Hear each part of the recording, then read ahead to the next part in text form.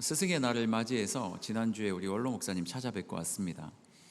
우리 목사님은 해외에서 많은 신학교 다니시면서 강의하시고요, 국내에서도 가르치는 사역들을 잘 감당하고 계십니다. 아마 현직에 계실 때보다 더 바쁜 것 같기도 하고, 그래서 가끔 목사님께 전화 드릴 때도 해외에 계시나 한국에 계시나 헷갈릴 때가 있을 정도로 열심히 사역을 하고 계시거든요. 생각나실 때마다 우리 목사님의 사역을 위해서 기도해 주시면 좋겠습니다. 인생의 전제는 하나님이 하신다라는 것을 아는 거죠. 지난주에 우리가 함께 살펴봤던 것처럼 인생의 전제는 하나님께서 하신다는 확신을 가지고 살아가는 거예요. 우리 일부 예배 때는 교사들이 여기 많았기 때문에 교사들에게 필요한 말씀을 좀 전했고요, 오늘은 같은 본문이지만 우리가 또 교사들을 좀 어떻게 응원할 수 있고 그들을 격려할 수 있을까, 또 우리는 어떻게 우리의 삶을 돌아볼 수 있을까 이야기를 좀 나누면 좋겠습니다. 인생의 전제가 하나님이 하신다라는 것이면 교육의 전제도 하나님이 하신다는 거죠. 우리가 부모로서 지난 시간에 그 이야기 했지 않습니까? 아무리 열심히 살아도 이게 내 힘대로 잘 되지 않더라. 그것은 내가 열심히 살지 않아서가 아닙니다. 그것은 하나님께 이 주권을 올려드리지 못했기 때문에 그 모든 짐들을 내가 끌어안고 있었기 때문이죠. 우리가 할 수 있는 것은 너무 단순합니다. 하나님 잘 믿고요, 주님 앞에 나와 기도하는 것이고, 그분께서 우리의 자녀들을 인도해 주실 것을 믿으면서 주님 앞에 엎드리는 것, 그게 이 무익하고 연약한 인생들이 할 수 있는 유일한 것들입니다. 우리 자녀들의 교육도 마찬가지예요. 선생님들이 열심히 가르친다고 그들을 위해서 금식하고 그들을 위해서 모든 것들을 다 내놓는다고 모든 아이들이 다 잘 되진 않더라고요. 그거보다 중요한 것은 뭐냐면 하나님께서 하실 것을 믿고 그 하나님께서 원하시는 방향대로 우리가 도구가 되어 사용되어지는 것입니다. 만약 우리가 교사로서 그렇게 살아갈 수만 있다면, 우리가 각 가정에서 부모로서 그렇게 살아갈 수만 있다면 그 모든 책임은 주님께서 지실 거니까요. 제가 대학교 1학년? 아무튼 그쯤이었는데요, 고등부 교사가 딱 됐습니다.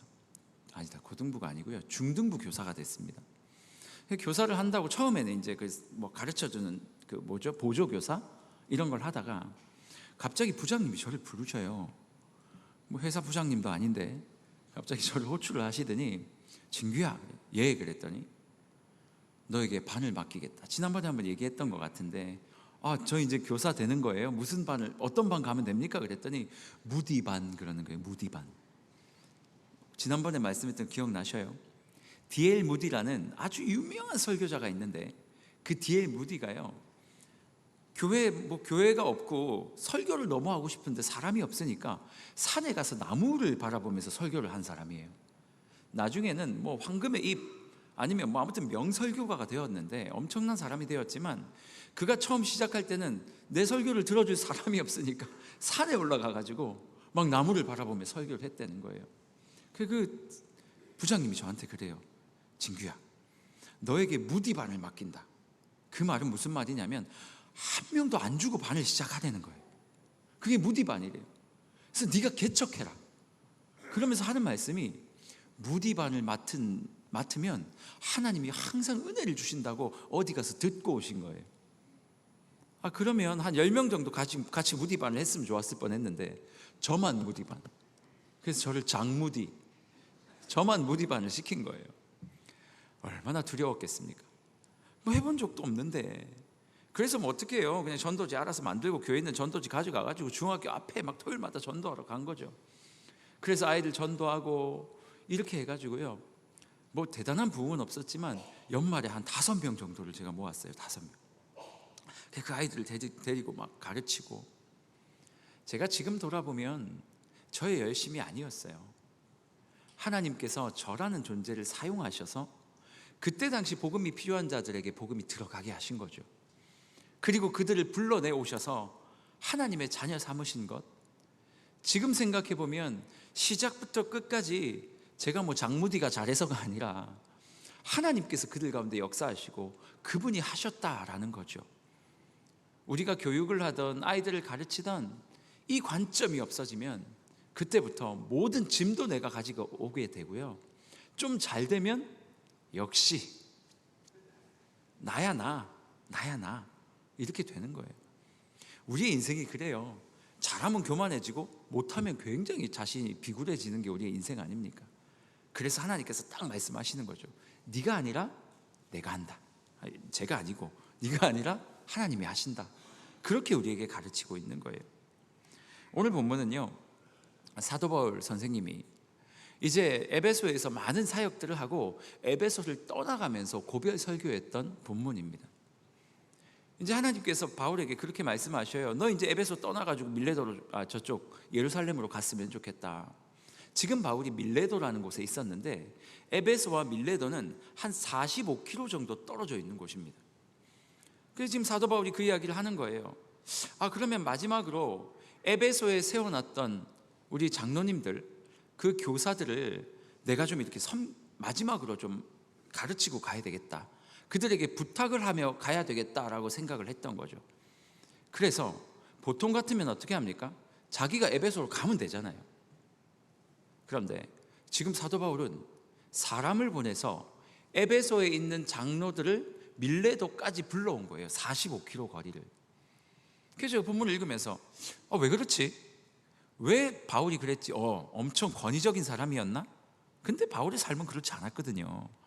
왜 그랬을까 하고 성경을 가만히 읽어보니까 사도 바울 마음속에 있었던 깊은 뜻이 있었던 거예요. 지금 에베소와 바울은요, 한 3, 4년 동안 아주 밀접하게 같이 성경 공부하며 친밀한 교제를 나눴던 성도들이었거든요. 바울의 사역들을 보면 그렇게 사역했던 적이 없었어요. 교회 세우고 그냥 갔어요. 그런데 사도 바울이 그 친밀했던 성도들과 헤어짐도 두려웠을 뿐더러 이제 막 에베소 성도에게 장로라는, 지금 장로님들과는 좀 다른 장로입니다. 지금 장로님들은 교회가 든든하게 서가기 위해서 사실은 살림살이를 하고 또 교회 정책을 결정할 때 함께 기도하며 결정을 하기도 하지만, 이때 당시의 장로님들은요, 목사였어요. 목사. 그래서 하나님의 말씀을 가르치고 그들을 목양하고 그들을 섬겼던 사람들이었어요. 지금 사도 바울이 에베소에 초보 목사를 세워놓고 온 거예요.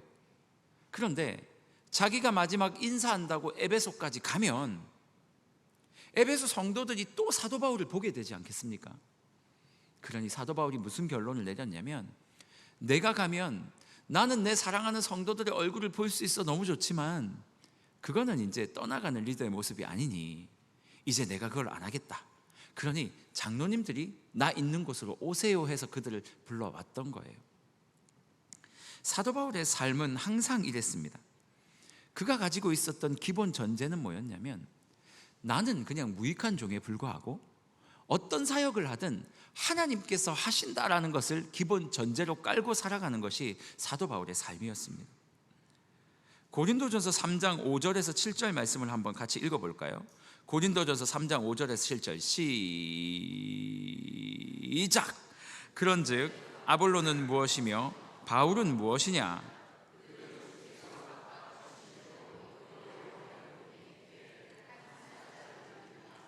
나는 심었고 아볼로는 물을 주었으되 오직 하나님께서 자라나게 하셨나니, 그런즉 심는 이나 물 주는 이는 아무것도 아니로되 오직 자라게 하시는 이는 하나님 뿐이니라. 아멘.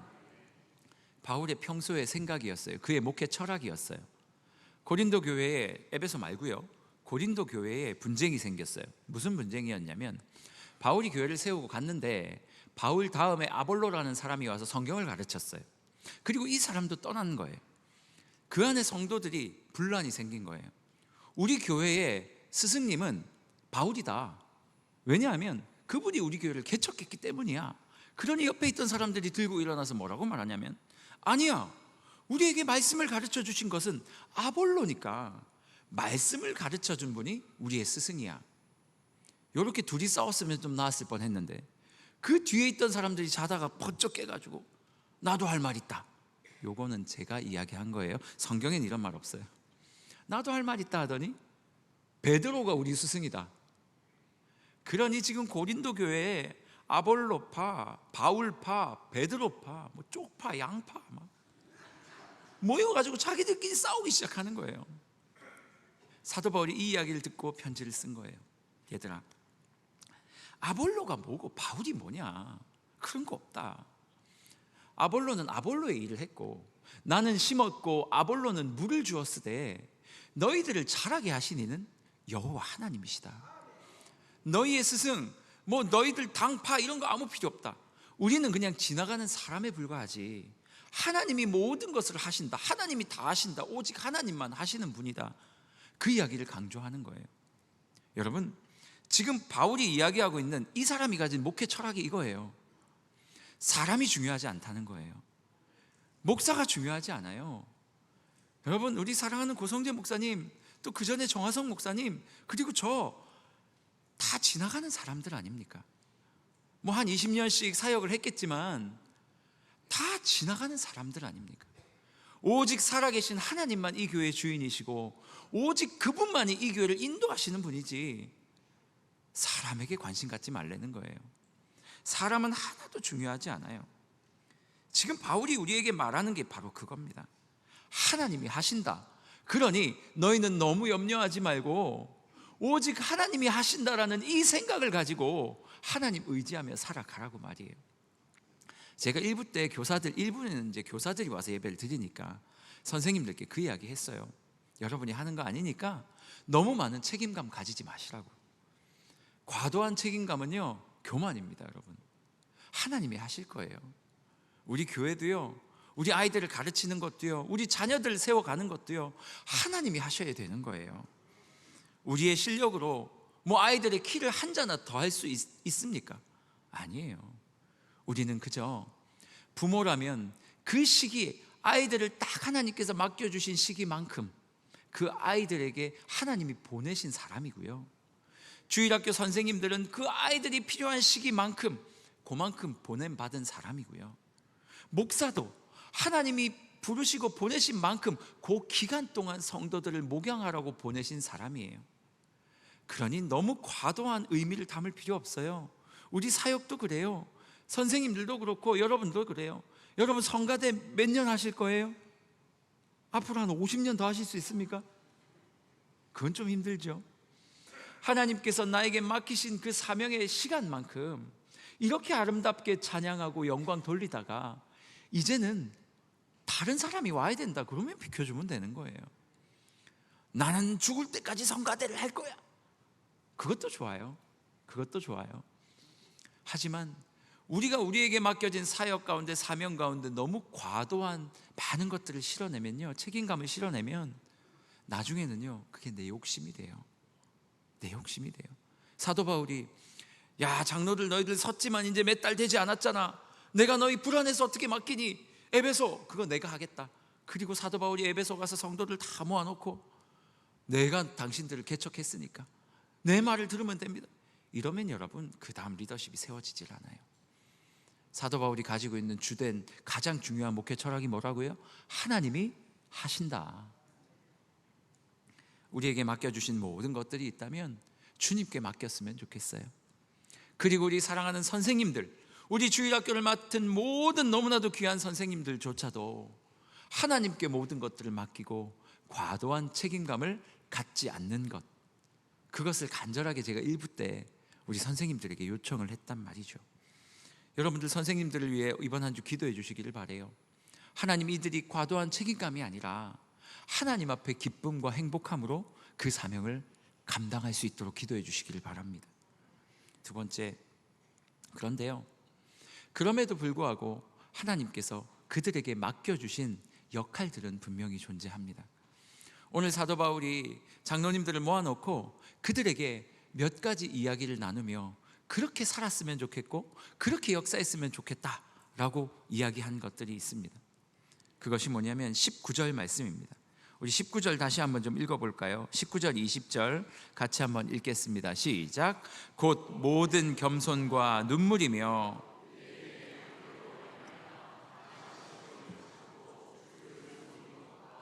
유익한 것은 무엇이든지 공중 앞에서나 각 집에서나 거리낌 없이 여러분에게 전하여 가르치고. 아멘.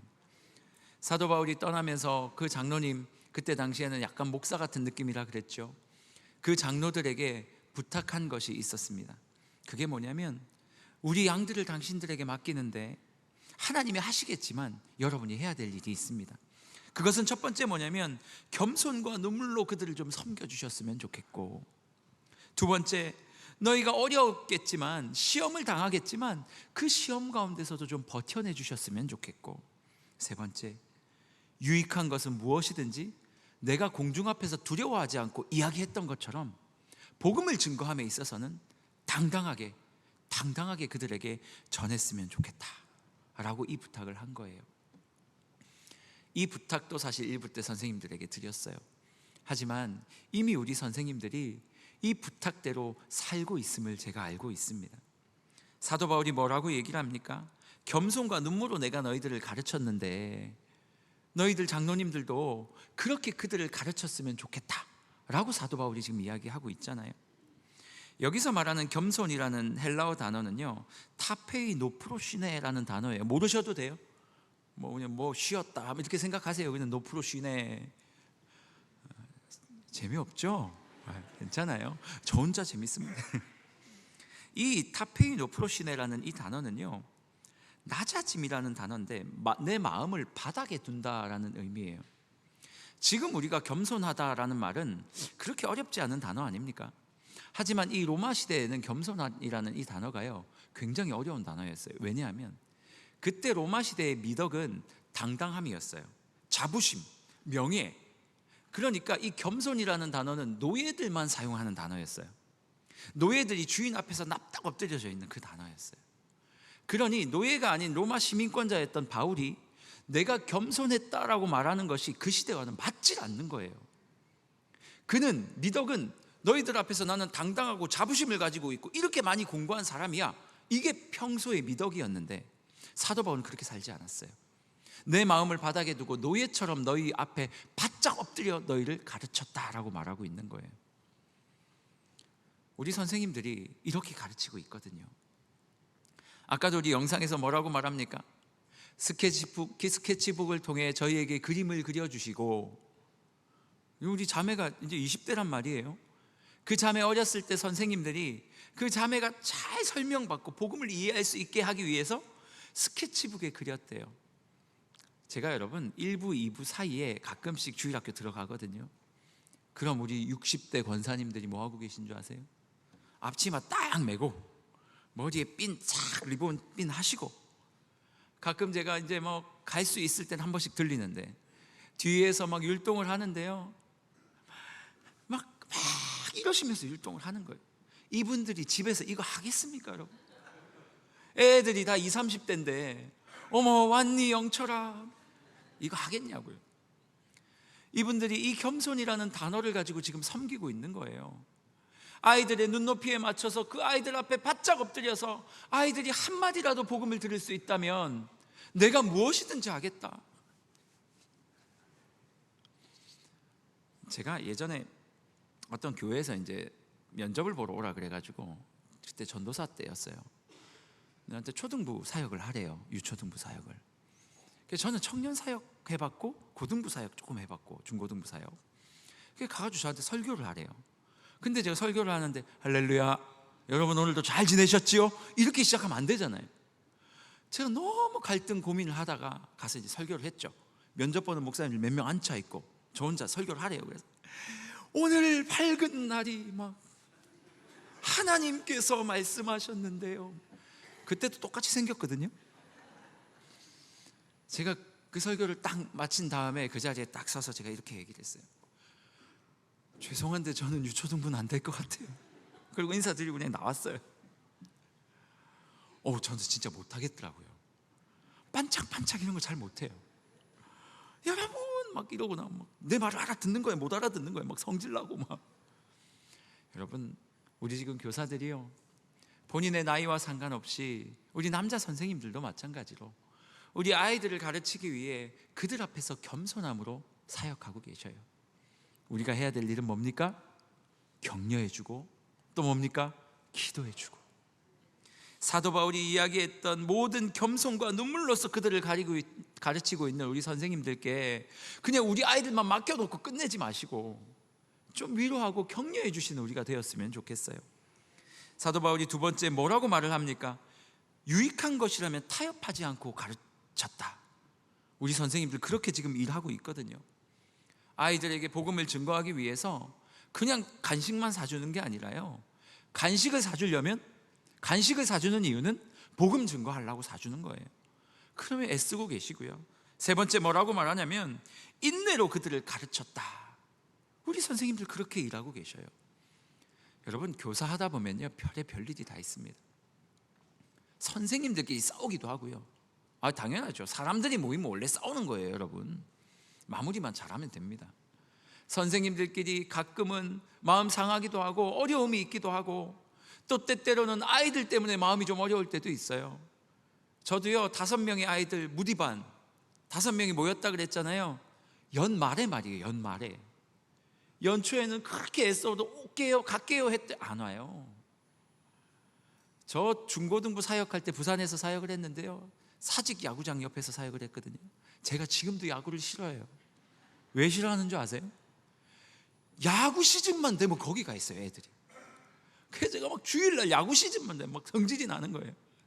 예배드리러 와야 되는데 이놈들이, 그래서 막 야구장 찾아가서 데리고 오고, 막 잠잔다고 못 오는 애들 차 타고 가서 막 끌고 나오고. 아유, 선생님들 마음이 그래요. 10명 받았는데 3명밖에 안 오면 내가 뭐 잘못했나? 내가 이 은사가 없나? 여러분, 지금 모든 인내, 고난과 환난 가운데 인내로 우리 아이들을 섬기고 있는 선생님들 고맙지 않습니까? 어떤 때는요, 우리 자녀는 못 챙겨도 우리 반 아이들은 챙길 때가 있어요. 저희 어머니가, 제가 어릴 때 참 원망스러웠어요. 저희 집 단칸방이었거든요. 토요일만 되면 과자를 한 봉다리 사놔요. 전 서울 사람이니까 한 봉다리 이렇게 사놔요. 그리고 나면 저희는 막 먹고 싶어 죽겠는데 안 된대요. 내일 분빵 공부할 때 우리 반 아이들 먹을 거래요. 내가 당신의 아들 아니요? 아니, 아들은 안 주고 그 반 학생들 주겠다고 매주 토요일마다 고문을 하는 거예요. 고문을. 이번 명절 가면 어머니께 따져야 될 것 같아요. 제가 그때 너무 큰 상처를 받았다. 그래서 제가 지금 과자를 좋아하는 거예요. 여러분, 저희 어머니가 그렇게 사셨어요. 자식들은 과자 안 사줘도 그 반에 모인 아이들을 위해서, 그때 저희가 세탁소 하면서 진짜 힘들게 살았거든요. 그 아이들을 위해서 과자를, 저희 간식은 맨날 부천시장 가가지고 막 배추 거의 팔다 남은 거 있잖아요. 그 뭐라 그래요? 시래기? 떡이? 거의 뭐 돈 안 주고 가져오는 거, 그거 가져와서 튀겨주고, 자기 반 아이들은 간식 오리온 막 스낵 막 롯데 제과 막 이런 거 사주고. 어머니 실망입니다. 교사들이 이런 마음 가지고 살아요. 가끔 우리 선생님들도 보면요, 자기 자녀들은 어디 있는지도 모르고 자기 반 아이들 챙긴다고 정신없을 때가 너무 많아요. 제가 그래서 오늘 스승의 주일날 선생님들을 생각하면, 사실 일부 예배 때는 이렇게까지 축복하지 못했는데 선생님들을 생각하면 감사하는 마음이 너무 커지는 거예요. 여러분들은 어떠세요? 혹시 자녀 맡겨놓고 그럼 교사니까 해야지 이런 마음 가지신 분 없습니까? 전 우리 선생님들이 오늘 하루 위로받고 격려받는 시간 됐으면 좋겠어요.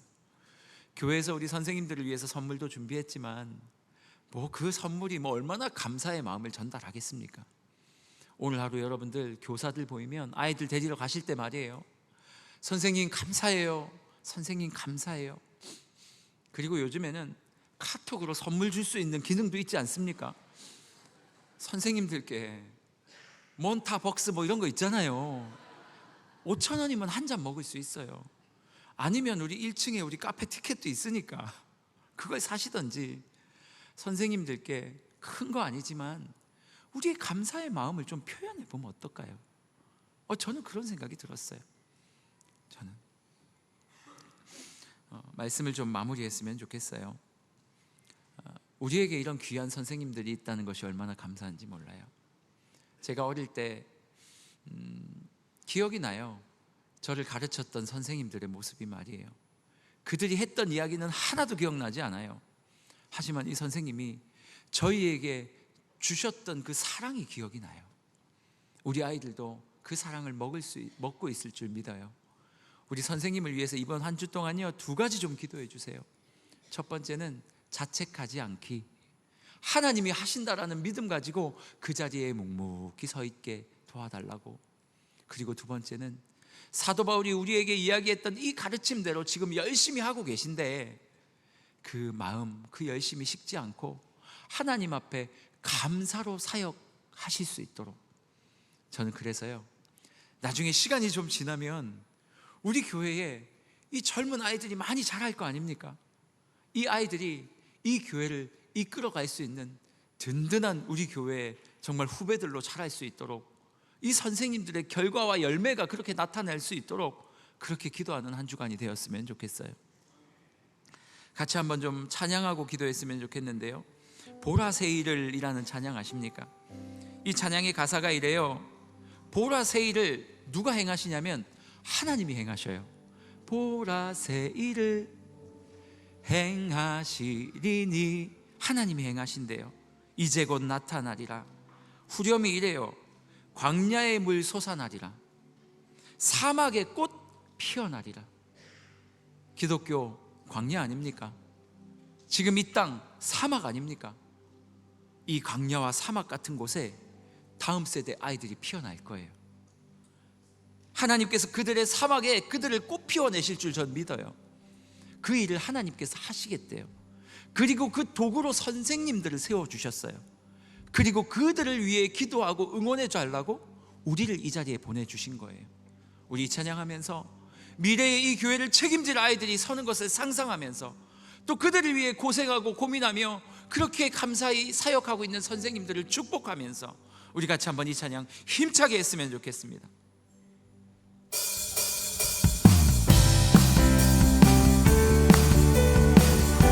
보라새일을 행하시리니, 보라새일을 행하시리니 이제 곧 나타나리라. 주를 위하여 지으신 백성 주의 찬송 부르게 되리. 보라새일을 행하시리니 이제 곧 나타나리라. 주를 위하여 지으신 백성, 주를 위하여 지으신 백성 주의 찬송 부르게 되리. 광야의 물 솟아나리라. 광야의 물 솟아나리라. 사막의 꽃 피어나니 이전 일들은 너희는 기억지 말며 옛적 일들은 생각지도 말라. 보라새일을 행하시리니